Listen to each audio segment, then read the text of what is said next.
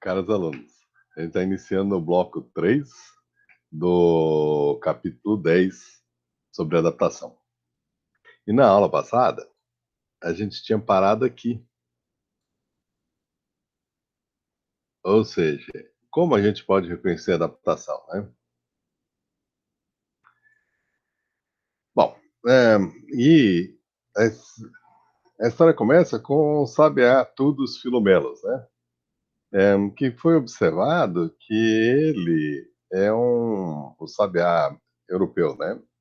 Que ele gosta de pegar caramujos, ele vai até uma pedra e quebra os caramujos na pedra. E o caramujo que ele mais pega, normalmente, é Cepea nemoralis, né? E isso aí é muito interessante, porque é difícil estudar a seleção natural normalmente, né? As pessoas não estudam indiretamente, através da frequência gênica. Só que você vê a seleção natural acontecendo, isso aí é muito interessante.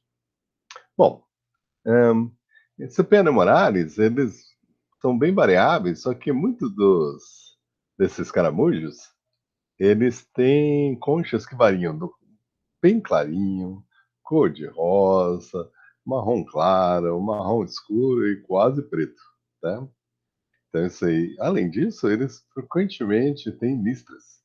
E as listras podem ser uma lista, né, zero lá em cima, né, mas uma listra, duas listras, três listras, quatro listras e cinco listras, né? Às vezes as listas podem ser expressas ou não, né? E além disso, as listas elas podem ser pigmentadas, ou seja, elas, um, ao invés de serem contínuas, elas têm como se fossem pontos, né? E algumas das listas podem se fundir, né? Então, por exemplo, você tem duas conchas ali, uma concha fundiu a listra 4 e 5, aí fez uma banda escura lá embaixo. E o outro, ele tem listra, né? Ele é diferente do sem listra, quase preto, né? Mas a listra, ela se fundiu do 1 ao 5. Então tem uma listra clara e depois tem uma bloco preto, né? E claro que ele pode ter lista, só que a pigmentação da lista é fraca. Então, você, na verdade, são tons de marrom, né? E tem, inclusive, um, né, um, a pigmentação da... Se vocês olharem, mesmo os caramujos que são homogêneos, né, não tem listras, eles têm um lábio da concha escuro, né? Então, talvez seja melhor visto do lado de direito, né, que tem uma CP Nemoralis com a concha amarela, né, com uma única listra grande, né, e o lábio da concha preto. Só que alguns, né, isso aí também é variável, né, então mostra uma, né, um caramujo com listras e um caramujo sem listras, e ambos com um lábio da concha clarinho, né. Então toda essa variação pode ser considerada. Caromaí, em 1942, disse: não existe razão para supor que a presença de uma listra mais ou menos na concha CPE representa uma vantagem seletiva, tá bom? Então ele falou, ó, a seleção natural opera para favorecer listras porque elas ajudam o caramujo a se esconder no meio da grama, né? Mas se é uma listra, ou duas, ou cinco, tanto faz, né? Então, né, existe variação genética, se ela é adaptativa, ela vai ser preservada, não importa o que, né? Só que aí, como você pena Moraes é fácil de encontrar, e essas pedras aqui permitem você estudar que os passarinhos estão escolhendo. Então, uma vez você localiza uma pedra onde o sabiá, todos os filomelos lá, então veja, o nosso sabiá é o sabiá laranjeira, né? Então, todos os filomelos, ele tem o peito não é laranja, ele é, na verdade, ele é pintadinho, né? Então, seguindo esse passarinho, você encontra as pedras que eles usam de bigorna, né? Então, em ambientes de floresta, então aqui você tem dois ambientes, um ambiente aberto e um ambiente fechado, com árvores e muitas folhas no chão, né? Em ambientes de floresta, as conchas dessas pedras são desproporcionalmente claras e listradas. Nas áreas abertas, é o contrário. Ou seja, nas áreas abertas tem grama e um caramujo listrado de 5, 3 bandas tem mais vantagem do que caramujos que não têm bandas. E caramujos claros e amarelos, o que que seja, estão mais próximos da grama, pelo menos da grama seca, do que nos caramujos marrons. Só que os caramujos marrons e homogêneos, eles são mais fáceis de se esconder no meio das folhas marrons e homogêneas, né? Então veja, quando você olha uma pedra, né, no meio da floresta e você olha em volta, os caramujos que você enxerga são todos marrons. Só que na pedra tem mais caramujo listrado amarelo do que marrom. Como você explica isso? Agora, na área aberta, quando você olha em volta, a maioria dos caramujos são listrados e amarelos. Mas você olha a pedra, tá cheio de caramujo marrom. Por quê? Seleção natural. O caramujo marrom e homogêneo destoa da grama. E o caramujo amarelo e listrado destoa das folhas do chão da floresta. Então, os sabiás, eles enxergam melhor o que é diferente. Então, o tempo todo, né? Tem migração, né? Você tem áreas fechadas e áreas abertas, e os caramujos listrados estão entrando na floresta, os caramujos marrons estão saindo da floresta. Só que a seleção natural opera para manter o padrão de coloração adaptativo em frequência alta no lugar certo, tá bom? Existe fluxo gênico, mas a seleção natural elimina os genes que não são compatíveis com aquela, né, com aquele ambiente, né? Agora tem mais coisas. Nas praias, eles tendem a ser bem clarinhos. Isso aí supõe que seja, né, ou seja, nas praias, né, próximo das praias, né, em áreas bem abertas, com muita insolação, as cores tendem a ser claras. Em lugares frios, com geada, uma banda escura na base é muito importante. Inclusive desse tipo de banda aqui, né? Quando a banda 4 e 5 se juntam, fazem uma base escura. A gente acha que o que acontece? Ahm, numa montanha, você tem os picos e você tem os vales. Os vales funcionam como corpos, né? Então, no, o, o ar frio desliza para esse copo, né? Então, durante o dia, né, esquenta, né? Durante a noite, esfria, né? E aí, quando esfria, as montanhas com as pedras expostas perdem muito calor e aí forma uma massa de ar frio e esse ar frio derrama e se acumula dentro dos vales, né? Então, nos vales forma geada. E aí, se você é muito clarinho, você não absorve o infravermelho do meio ambiente e aí você tem uma chance maior de congelar antes do amanhecer. Só que aqueles que têm uma banda escura, eles absorvem o infravermelho melhor do meio ambiente e aí eles evitam a geada.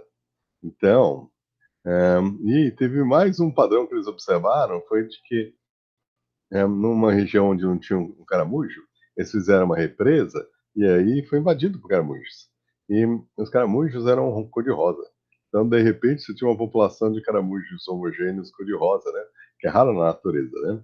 E aí foi deduzido que provavelmente chegou um imigrante que era cor-de-rosa e aí por deriva genética, na verdade, nesse caso não é deriva genética, né? Nesse caso é efeito fundador, né? É, é, uma nova população pode ser dominada por um genótipo que é raro lá na população original, né? Então, em 1977, Kenny e Shepard juntaram tudo, né? Aí fizeram um contraste com o MAI e falaram que CP é um problema com um número demasiado de soluções, tá? Então, ele chegou com a conclusão contrária. Então, como que a gente pode estudar a adaptação? Então, a gente pode verificar a presença de uma proposta de adaptação, imaginar alternativas reais, né? Pode ser reais ou imaginárias, né? E propor um modelo para explicar sua função. Tá? Então, você verifica a presença de uma proposta de adaptação, né? E aí você imagina alternativas reais, né? Por exemplo, um, peixes, um, peixes com uma cauda comprida usam essa cauda comprida para fazer a corte das fêmeas, né? Então, aí você imagina alternativas, sem a cauda e com a cauda. Uma cauda mais comprida ou uma cauda mais curta, né? E aí você propõe um modelo, né? Seleção sexual, as fêmeas são atraídas por uma cauda, e quanto mais comprida, melhor, né? Aí você pode manipular, cortar a ponta da cauda, é, colar uma cauda mais comprida, né? Talvez de plástico, né? E você aí está manipulando, né? Então você imaginou as alternativas e aí você faz o teste. Esse teste pode ser vários tipos, né? Teste empírico. Tem o método da modelagem, né? Então, né, que é mais usado em coisas como economia, que é, ou astronomia, o que seja, né? Que você não consegue colocar, por exemplo, uma estrela dentro do laboratório, né? Então, é, você pode fazer modelagem, né? Então, você tenta verificar que variáveis são importantes e você compara o poder de previsão do modelo com o mundo real, né? Ah, não, o tamanho da estrela é fundamental para ver se ela vai entrar em nova ou não vai, né? Aí você compra o modelo e você sai para observar, né? Então, o método da modelagem frequentemente é usado, principalmente na economia, para fazer testes, né? Então, você modela e você vê se você consegue prever alguma coisa. Mas não é só na economia, tem um monte de ciências que usam o método de modelagem, né? Porque o método experimental não é fácil de fazer para algumas coisas como planetologia, cosmologia e evolução. São coisas que aconteceram uma vez, evolução. E é, é possível testar laboratório? É, mas é que é uma certa arte, né? Então a gente estuda a evolução de vírus e bactérias com muito mais facilidade, porque as gerações são curtas e dá para criar uma população numa placa de Petri, né? Mas o método experimental é mais difícil com dinossauros e assim por diante, né? Então, né, um método comparativo, você compara a forma ou função de um órgão em diferentes tipos de espécies no mesmo local entre diferentes localidades. Então, você precisa de uma filogenia, né? O método comparativo também é usado em astronomia e cosmologia, né? Primeiro você faz o modelo, aí você vê se ele tem poder de previsão, aí depois você sai comparando estrelas diferentes, planetas diferentes, para ver, né, se existem variáveis que você não observou, né, mas que talvez sejam importantes para o seu modelo também, né? E, então você está testando a previsão do seu modelo, mas você também está procurando por coisas que estão, né, para você poder aprimorar o seu modelo, né? Então, o método comparativo, você compara coisas diferentes, né? É, Mercúrio com Vênus, com a Terra, com Marte, esses com os planetas gasosos e suas luas. Então, você está usando o método comparativo, né? E na biologia a gente põe numa filogenia e compara as coisas, né? Depois, finalmente, tem um método né, mais tradicional da ciência, que é o método experimental, né? Você modifica a forma ou função do órgão no mesmo ambiente ou em ambientes diferentes. Então, quando eu falei que a gente ia mudar a cauda do peixe, para ver se aumenta o poder de atração dele, a gente está usando o método experimental. Agora, veja que se e como um caráter está adaptado são questões diferentes. Se está adaptado ou não, é uma pergunta, e como que essa adaptação funciona é outra, né? Então, a adaptação pode ser estudada por meio de modelos construídos, por experimentação ou pelo método comparativo. Então, esse gráfico é o que está lá no Readly, né? Esse gráfico não, esse slide que está lá no Readly, né? Bom, aqui é um dos mais famosos métodos de modelagem da biologia, né? É o desenho ótimo, né? Ou seja, você propõe que os organismos são desenhados por engenheiros, né, para assim dizer, né? Elas têm uma função a ser feita, e aí, que o engenheiro faria? Então, por exemplo, um organismo cavador, ele é diferente do organismo que corre. Então, aqui a gente tem um braço de um tamanduá, né? E à esquerda a gente tem uma topeira cavando, né? Então, observe que um, né, um animal que cava, ele, na verdade, ele precisa ter patas muito fortes e poderosas, né? Então, o que a gente olha, comparado com os nossos braços, por exemplo, é que a inserção dos músculos faz uma alavanca muito poderosa. Ou seja, o bicho é lento, né? Porque ele não consegue correr muito rápido, porque cada contração ele cobre um arco menor do que o animal com perna comprida que corre, né? Que cobre um arco muito maior. Só que ele é como se fosse um trator, né? Ele exerce enorme força para cada centímetro deslocado. Então, um, um, é, um grande problema no cerrado é de que as tocas de cupim, elas são extremamente duras, né? Então é difícil se livrar das tocas de cupim. Os caras têm que usar uma furadeira, né? E botar uma dinamite dentro, e mesmo assim é difícil. Só que o tamanduá chega, põe as garras, e pá, estoura os ninhos de cupim, né? Então, a força que ele exerce é gigantesca. Então, é um sistema de alavancas, né? E uma das coisas, por exemplo, a fossa do olecranon aqui, né? Que é o olecranon, permite inserir o tríceps lá atrás. Então, a alavanca é muito mais poderosa, né? Lembra de Arquimedes, né? Dai-me um ponto de apoio, uma alavanca e eu mexo a terra, né? Então, o desenho ótimo é frequentemente usado para a gente entender o organismo como se fosse uma máquina para exercer uma função, tá?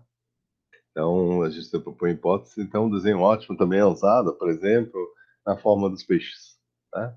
Então, de que né,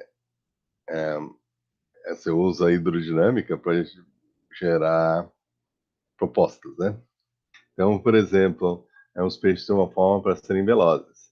E você pode imaginar uma alternativa um peixe tóxico não precisa ser veloz. Aí você olha, no mundo real, e realmente isso acontece, né? Peixes são tóxicos, que nem o baiacu, né? Eles são peixes quadrados, eles não precisam ser hidrodinâmicos, né? Só que peixes que fogem, eles têm que ser hidrodinâmicos para poder nadar rápido, né?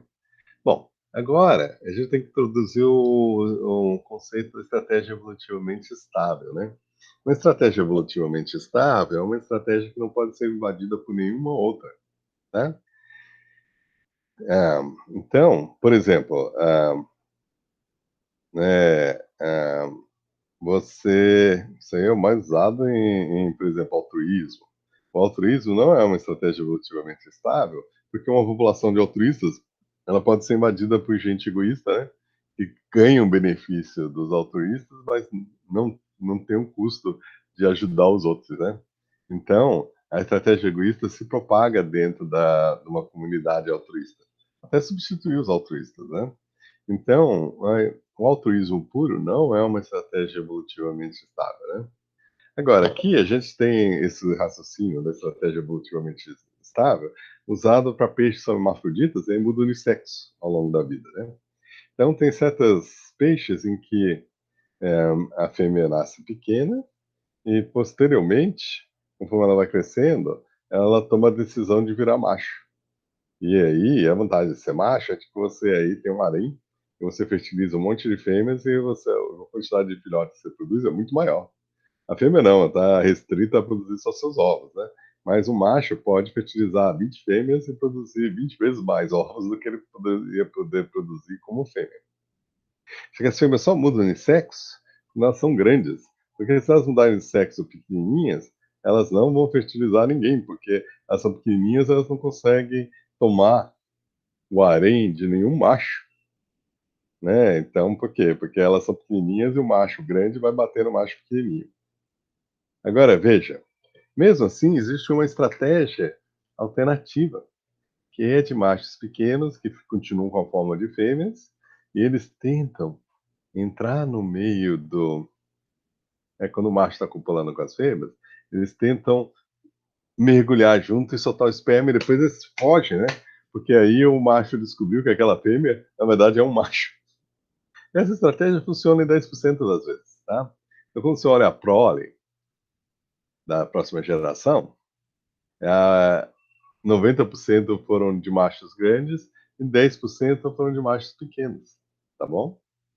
Então, essa estratégia funciona, mas ela só funciona se os machos pequenos estão em frequência baixa, né?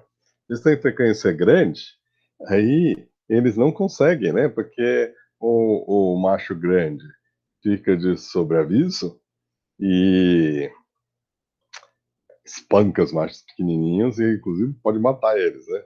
Então, a estratégia de machos pequenos funciona só quando a população de machos pequenos é rara e eles conseguem pegar de surpresa os machos grandes, tá? Bom, então, aqui a gente tem equilíbrio de uma estratégia evolutivamente estável, né? Porque elas são estratégias alternativas e enquanto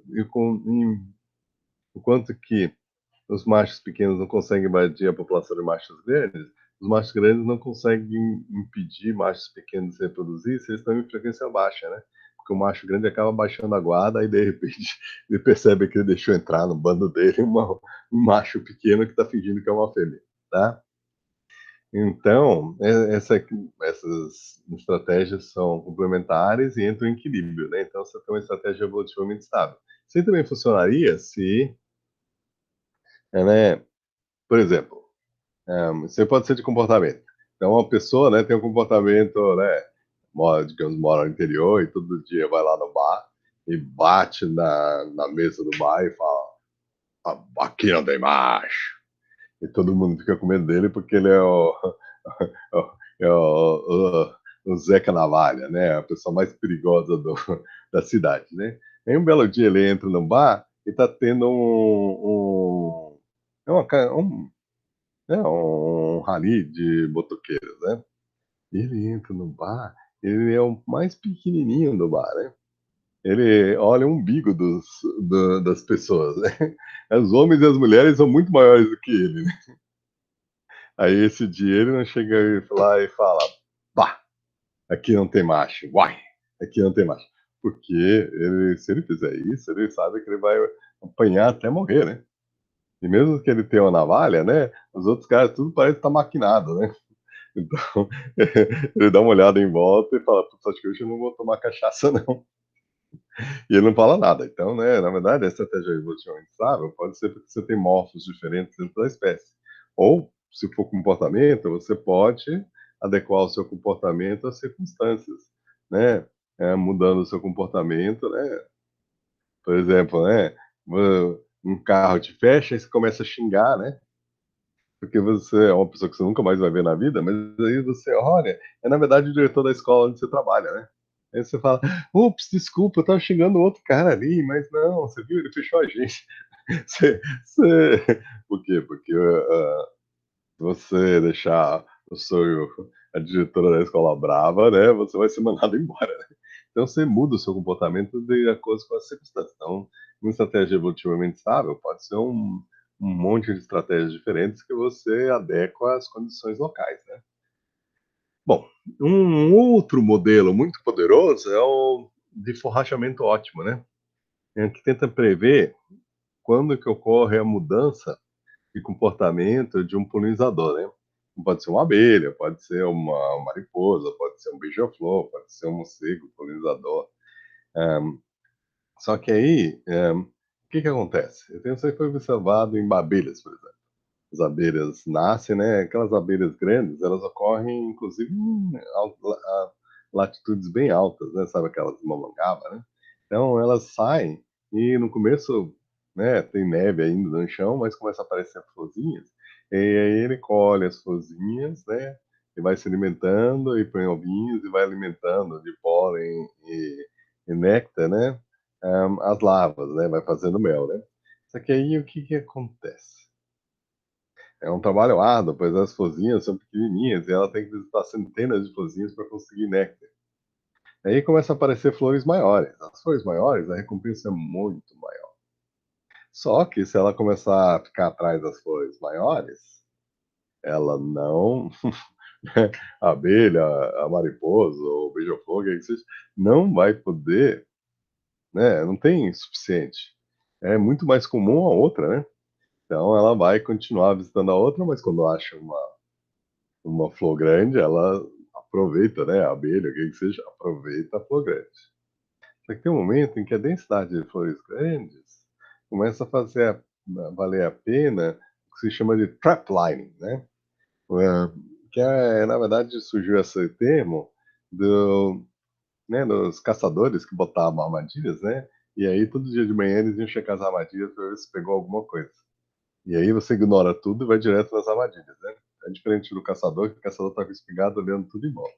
E o trapliner não, tá andando reto de uma é, armadilha para outra. Nem olha em volta. Isso aí que as borboletas fazem, né?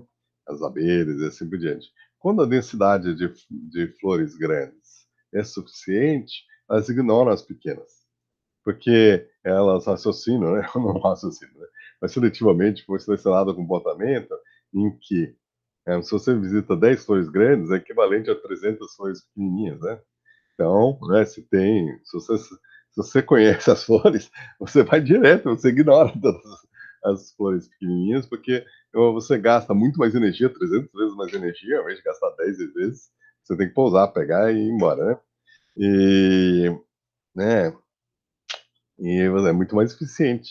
Então, veja, se você medir o volume de néctar, a quantidade de açúcar no néctar, então você pode prever que ela vai trocar o comportamento quando a densidade de flores no, no percurso que ela faz de manhã for suficiente para alimentar e faz valer a pena trocar, né, de recurso, né? E aí, quando você mede na natureza, você mede o volume de néctar, você calcula as calorias, realmente, as abelhas, as mariposas, as borboletas, os, né, os beija-flores, os morcegos, polinizadores, todos eles fazem a troca exatamente no que é previsto pelo modelo, né? Então, realmente, o modelo pegou as variáveis mais importantes, tá? Agora, tem um outro também, que é o equilíbrio de Nash. É muito usado na economia e depois, né, tem muito uso dentro da biologia, né? Então, é conhecido como o dilema do prisioneiro, né? Você tem um prisioneiro um, um prisioneiro 2, né? E eles podem fazer várias coisas, né? O prisioneiro um pode cooperar ou delatar. E um prisioneiro 2 pode cooperar ou delatar. Então é o seguinte, né? Esses prisioneiros assaltaram um banco, né? Esconderam o dinheiro, né? E quando eles estavam voltando para casa, eles foram presos. E aí a polícia acha que eles são os responsáveis. Mas a única coisa que eles têm é que eles tinham roubado o carro, né? Então eles podem prender as pessoas por roubo de carro, mas eles querem, na verdade, recuperar o dinheiro do banco. Então eles botam cada prisioneiro numa sala, né? Então veja, se os prisioneiros cooperarem entre si, eles ficam com 2 anos de cadeia cada um, né? Pelo roubo do carro, né? E depois eles são soltos, aí eles juntos podem ir lá, desenterrar o dinheiro e viver a vida rica, lá a vida louca, né? Agora, se você delatar, você fala, não foi culpa dele, ele que roubou. Eu tava lá só de para dirigir o carro, nem sabia que era roubado, achava que era dele. Então aí, por recompensa de você delatar, você fica com 1 ano de cadeia.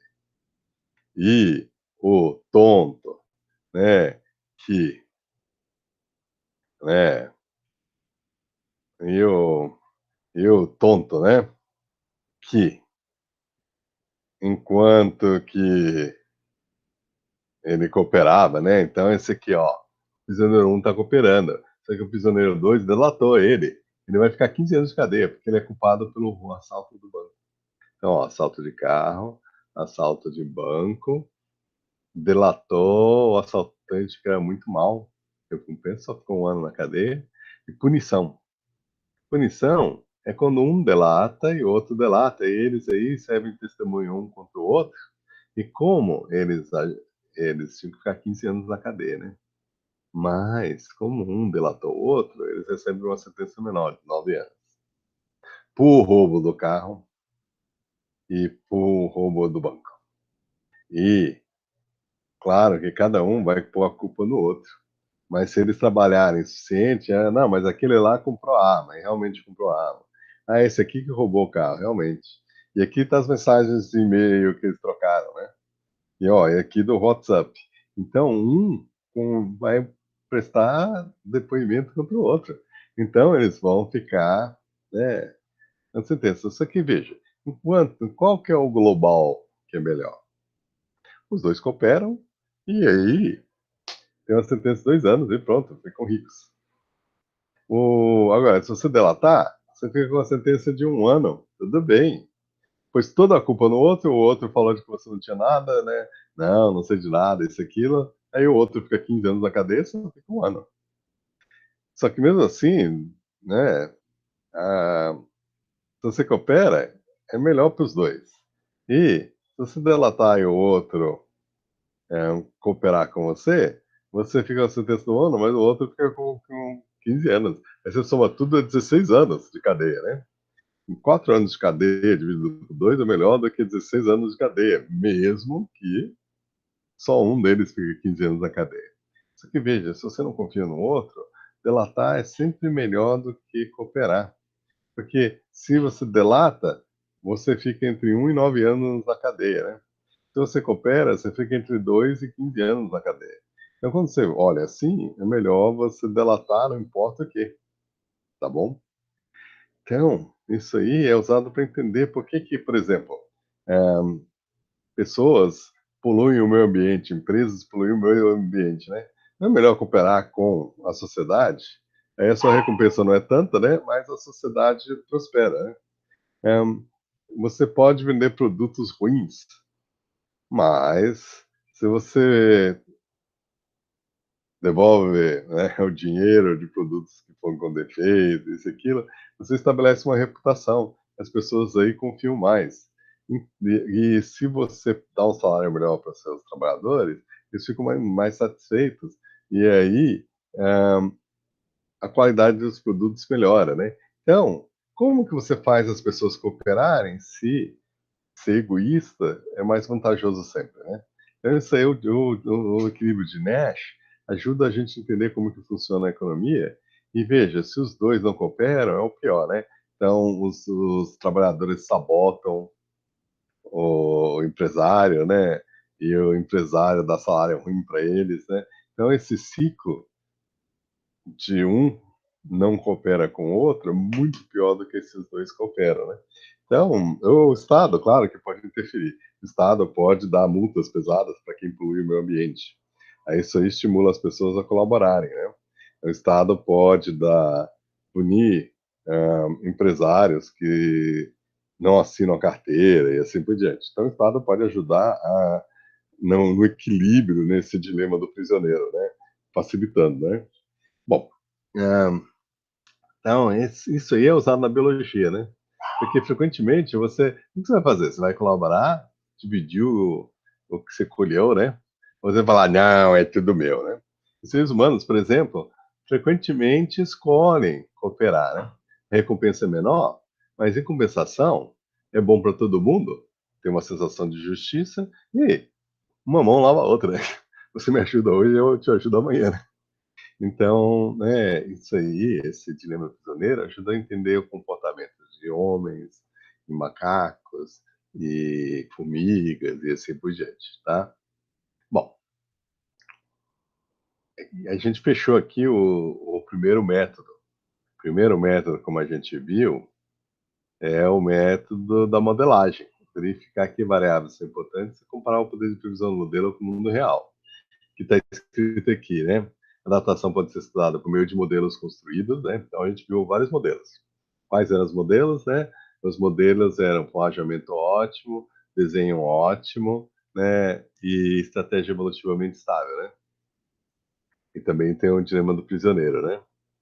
Bom, agora a gente vai falar sobre experimental. Isso aqui, esse método aqui que eu vou falar para vocês é experimental. Ele começa com moscas tefritide, elas mimetizam aranhas salticide, né? Então, as aranhas salticide são essas aranhas papa-mosca, né? Que elas, ao invés de fazerem uma teia, elas saem por aí, elas penduram no fio, isso aqui, mas elas saem por aí, elas pulam em cima das moscas. Então, às vezes, você tem mosca no teto, aí aparece uma mosca, né? Uma aranha papa-mosca, ela vem vindo e pula em cima da mosca e consegue pegar e come elas, né? Essas aí são as aranhas papamoscas, né? E moscas tefritide, elas são moscas, né? Que têm asas com listras, né?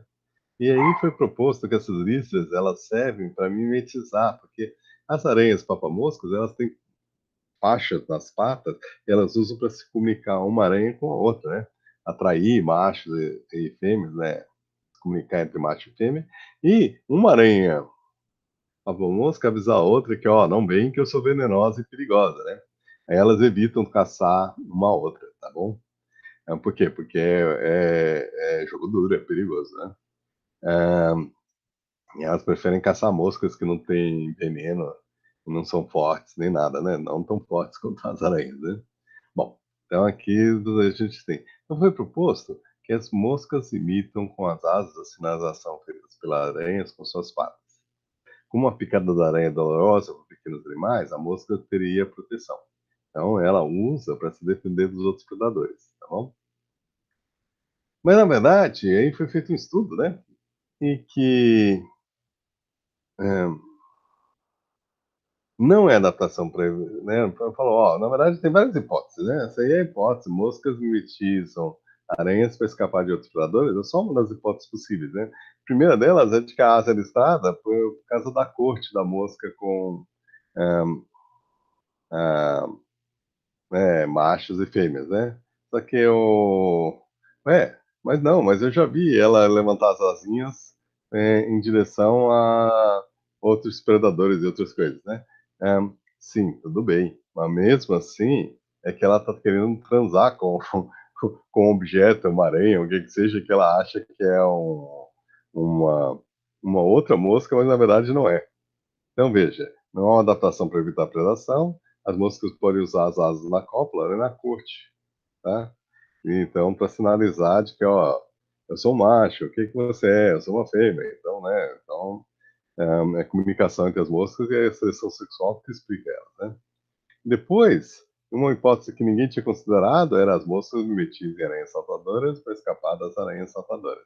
Então, o que eles fizeram? Eles pegaram aranhas papamoscas, também pegaram né, a louva-a-Deus, pegaram um tipo de hemíptero, né, que se alimenta da hemolinfa, né, então é um besouro assassino, ele cata, né, as moscas e enfia a tromba dentro, e ele parece barbeiro, né, mas ele se alimenta de outros insetos, né, ele suga a hemolinfa dos insetos, né, e depois eles pegaram também lagartixas, aquelas que andam na parede, né, é, e deixaram com fome. Eles pegaram as aranhas, deixaram com fome.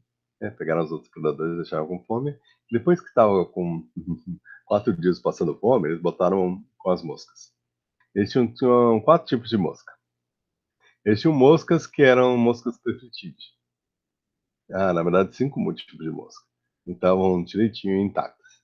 Pois, eles tinham moscas de caseiras, né? Que não tem asa listrada, nem levanta as asas e faz aquele movimento assim, né? Quando alguma coisa se aproxima dela. Aí outra coisa que eles fizeram, eles tinham moscas que eles cortavam as asas, depois pegavam o super bonder e colavam elas de volta. Isso é controle, né? Para mostrar de que se você corta as asas da mosca, elas não ficam afetadas por isso, tá? Mas elas conseguem voar depois e elas também conseguem fazer o comportamento normal delas. Depois, eles pegaram moscas, né, que comuns cortaram a asa delas, moscas Tephritide cortaram as asas dela e colaram a asa da mosca Tephritide na mosca comum e a asa da mosca comum na mosca Tephritide, com super bonder. Aí eles tinham moscas que conseguiam, né, tinham asas listradas, mas não tinham comportamento de levantar as asas. Moscas que levantavam as asas, mas não tinham listras, né? Depois moscas que não faziam nada, né? Bom, aí eles viram a resposta das um, aranhas papamoscas, né? E veja, um, recuar. As aranhas papamoscas recuam das moscas Tephritide que têm asas listradas, sejam elas coladas ou não. Elas podem recuar de moscas que levantam as asas, mas não têm listras, e de moscas que têm listras, mas não levantam as asas. Elas nunca recuam das moscas normais. Só que é desproporcional, né? 1% delas recua, enquanto que 15% delas recua, né? Das moscas com listras, né? Outra coisa também, ir atrás e atacar. 10 a 15% delas atacam. As moscas sem listras, mas com comportamento, ou seja, são moscas defetidas com asa de mosca comum. Depois as moscas comuns com asas defetide, e depois as moscas né, que, que não tem nada, né? Então, veja, elas não estão protegidas, né? As que têm listras e não têm comportamento, e as que têm comportamento, mas não têm listras. E as que não têm comportamento e nem têm listras, tá bom? Mas elas não atacam. Né? Stalker é ir atrás que nem um gato e depois pula em cima, né? Nunca fazem isso. E matar, veja, se uma mosca pousa perto de você, você pode virar e matar antes de checar, antes de dar chance para ela fazer o comportamento de montar as asas e balançar, né? Então eles matam 5 a 3% das moscas com asa listrada e com comportamentos levantais, seja elas coladas ou não. E, veja, matam com muito mais frequência, 3 a 4 vezes mais frequência, as moscas com tefritide com asa de mosca comum, as moscas comuns com asa de mosca tefritide e as moscas comuns sem nada, né? Ou seja, outra coisa, os outros predadores ignoram, comem todas as moscas, não importa o que. Então, dessas hipóteses, 3 hipóteses que a gente propôs, qual que tem apoio? As moscas mimetizam aranhas saltadoras para escapar das aranhas saltadoras, porque isso aí funciona. Então, a gente falsificou essa hipótese e falsificou essa hipótese. Então, veja, muito importante você conseguir identificar todas as hipóteses possíveis e você testar todas elas no seu desenho experimental. E o que foi interessante desse estudo é de que isso aí era um lugar comum. As moscas mimetizam aranhas para escapar de outros predadores, né?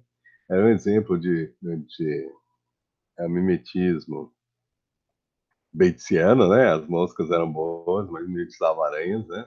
Só que tá errado. É mimetismo Batesiano, mas para se proteger de aranhas, não dos outros predadores, tá? Então, né, ao fazer um teste, a gente conseguiu escolher as hipóteses erradas e aceitar uma hipótese que nem era considerada originalmente, tá? Então, por isso que esse estudo é tão interessante. Agora, qual do método que a gente usou aí? Método de modelos? O método, né, comparativo ou método experimental? Experimental, né? Você mexeu nas moscas, fez um experimento, então é um método experimental, tá?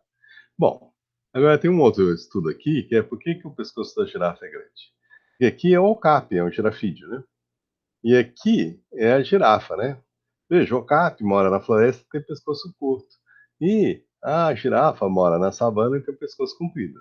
Então, aí, quando você olha o registro fóssil, tem um monte de girafas de pescoço curto. Algumas que parecem alces, né?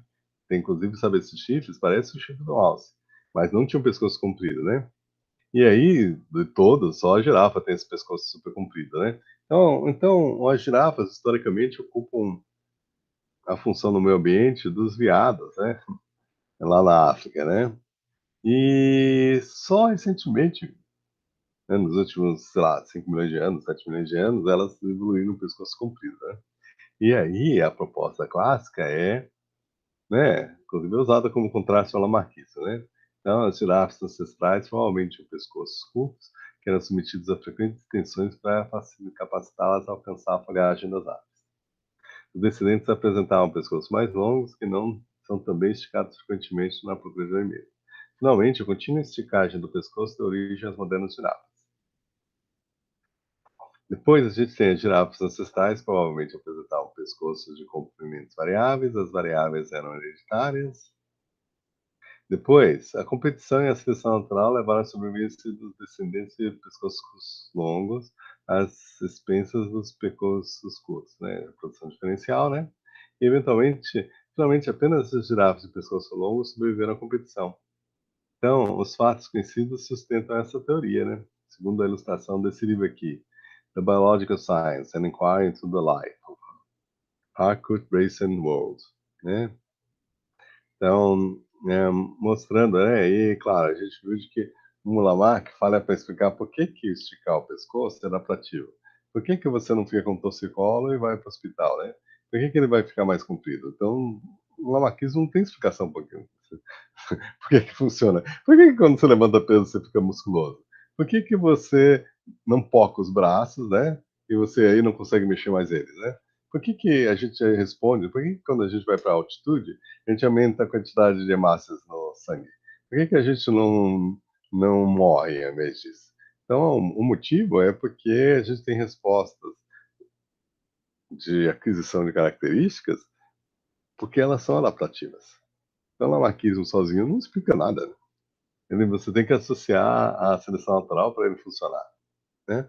Bom, aqui foi feito um estudo, né? Na verdade, eles observaram as girafas e falaram: bom, a hipótese principal da alimentação nas alturas implica que as girafas se alimentam nas alturas. Quanto mais alto, melhor. É que está embutido. Mas não é a única hipótese, né? Também pode propor de que os pescoços são mais compridos por causa de seleção sexual, que pode ser dos dois jeitos. Competição macho a macho, ou as fêmeas preferem um macho pescoçudo, né? Então, eles testaram isso. Eles testaram através de observação, tá? Então, talvez fosse um método comparativo, propriamente dito, ou um experimento natural, né?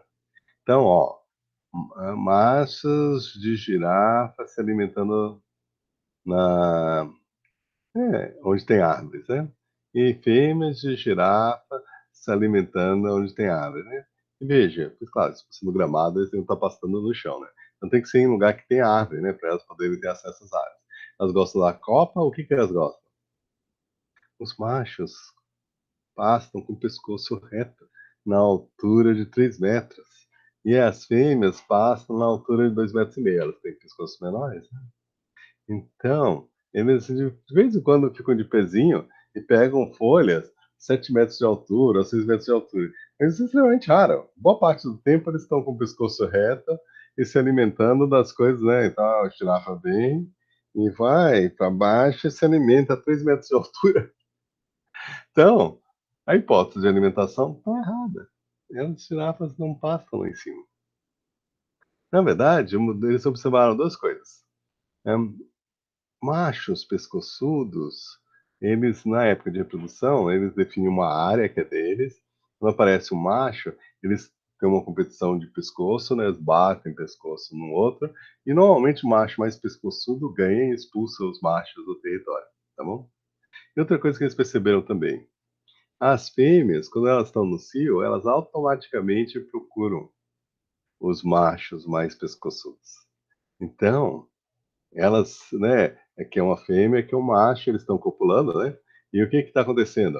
As fêmeas não é aleatório, elas escolhem os machos mais pescoçudos. Então, aparentemente, para você ter um território, você tem que competir contra os outros machos com seu pescoço.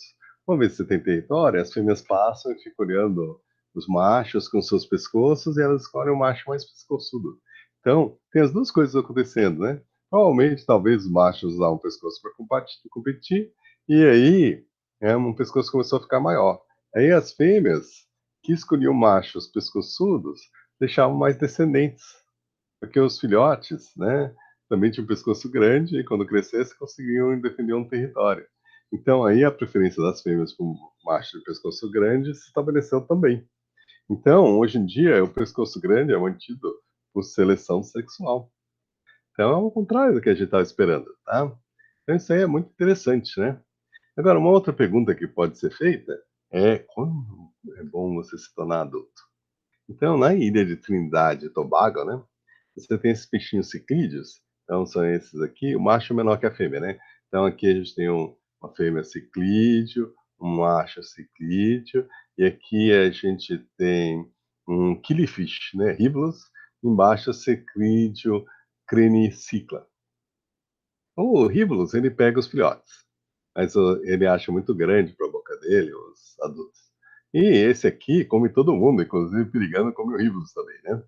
Então, o creme cicla, ele come independente da idade.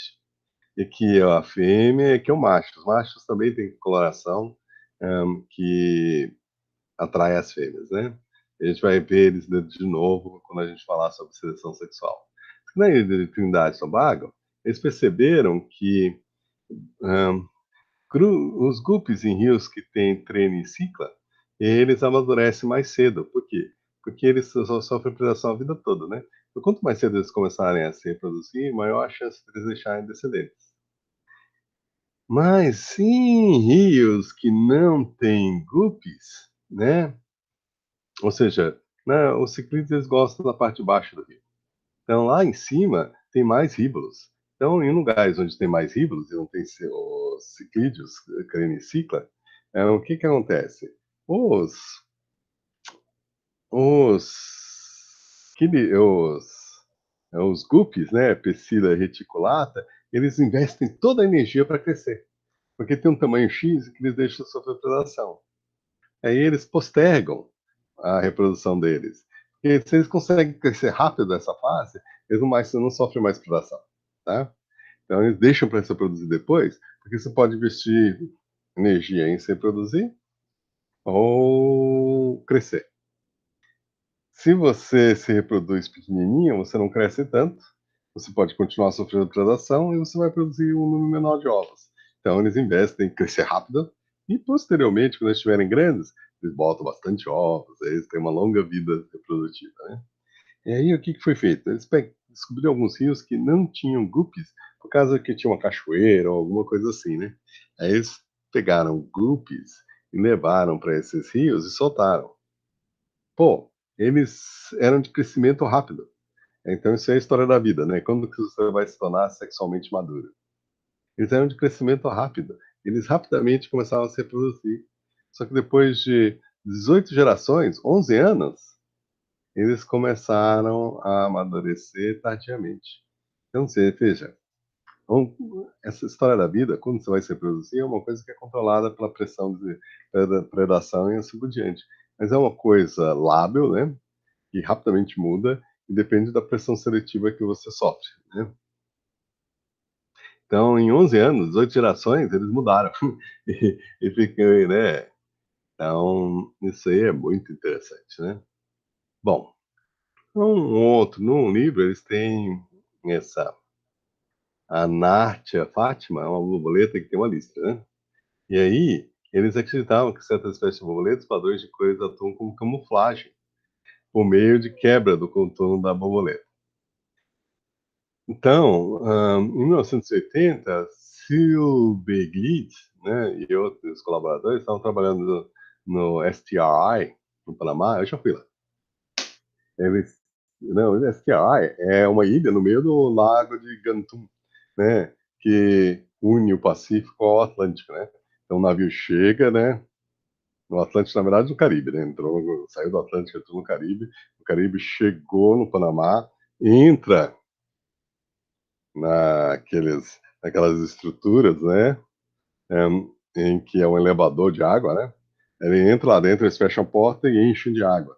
Aí o navio começa a subir até a altura do reservatório do Lago de Guntum. Aí ele passa. Então estava lá nesse Smithsonian Tropical Research Institute, tinha uma torre. Você podia ficar lá em cima e ver a floresta de cima, né? Então você pode observar as aves que ficam em cima do dossel, ao invés de ficar no meio da floresta e assim por diante. Eu olhei e tava passando um navio, né?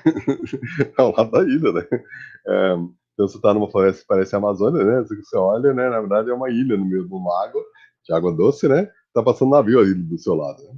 Aí ele passa, aí chega do outro lado, aí eles fecham o portão, aí tiram a água, aí o barco desce, né? O barco desce e depois continua a viagem dele no Pacífico, né? Então, bom, ah, então nesse lago Gantum, eles fizeram um estudo de como que o tamanho florestal influencia a biodiversidade da ilha, né? E eles, e lá é um lugar tão tradicional de estudo, né? De que eles, né, eles têm alojamentos que são fantásticos, né? E eles, né, para você entrar na floresta e tudo, de tantas pessoas passarem, era um lamaçal. Então eles construíram trilhas de concreto. E quando você volta do campo, todo suado, tem uma maquininha de cerveja. E você não paga imposto. Então a cerveja lá é tipo um terço do preço lá dos Estados Unidos. Gelada. Né? Então é como se fosse o céu, né?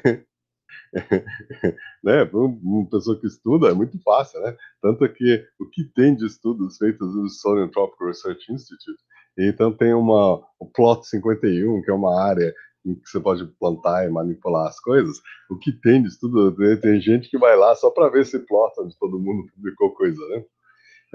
Bom, o que ele fez nesse estudo? Ele cobriu de tinta essa lista para ver se realmente a sobrevivência das borboletas era afetada pela presença da lista. A ideia é que a lista quebra a silhueta da borboleta e aí os passarinhos não enxergam ela. Aí você olha aqui a tabela, né? Borboletas pintadas e os controles que não foram pintadas.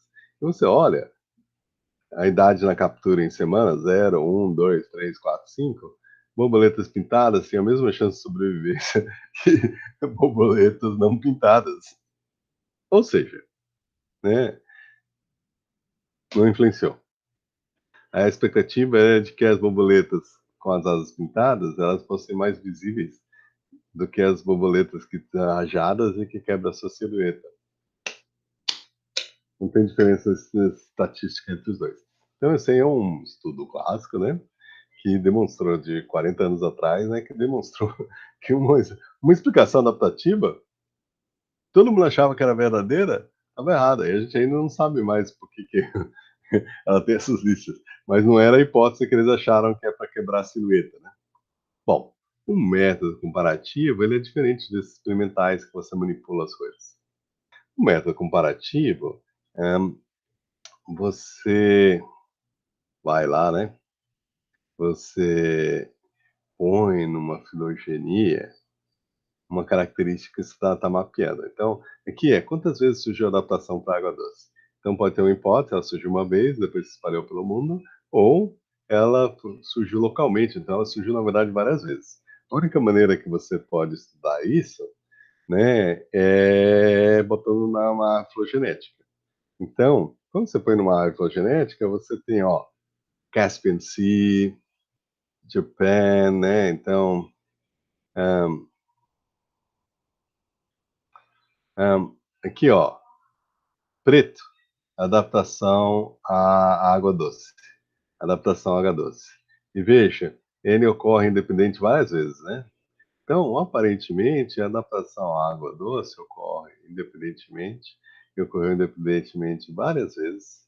E a gente só compreendeu quando que evolui isso aí usando o método comparativo, tá bom? Então, a gente pôs na filogenia e viu, né?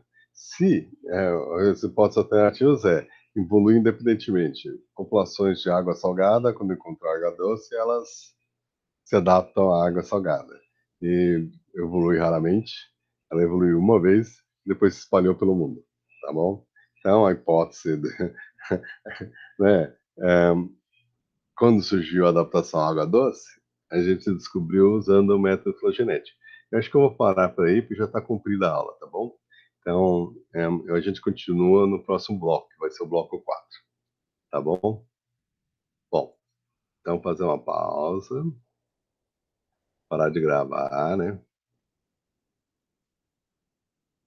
Tem uma gravação. Então, tem mais aí para vocês, né?